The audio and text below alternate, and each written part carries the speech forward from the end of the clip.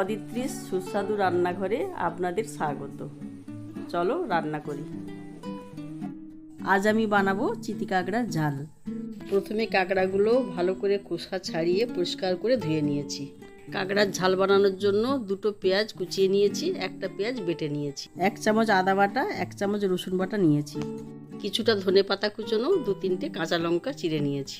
এবার কাঁকড়াগুলোতে হলুদ ও নুন মাখিয়ে নেব। এবার ওভেনে কড়া বসিয়ে কিছুটা তেল দিয়ে কাঁকড়াগুলো ভালো করে ভেজে নেব।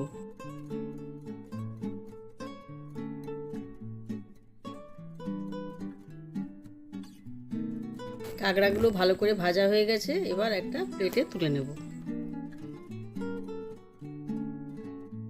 কড়াতে আবার কিছুটা তেল দিয়ে দেব, তারপর রসুনগুলো ভেজে নেব। রসুন ভাজা হয়ে গেলে কুচনো পেঁয়াজগুলো ভেজে নেব ভালো করে, তারপর বাটা পেঁয়াজটা দিয়ে আবার খানিকক্ষণ ভেজে নেব।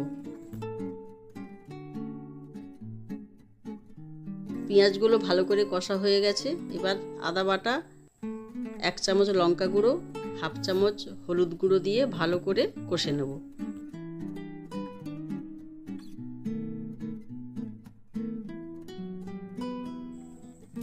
এবার কুচনো ধনে পাতা ও কাঁচা লঙ্কা দিয়ে ভালো করে কষে নেব।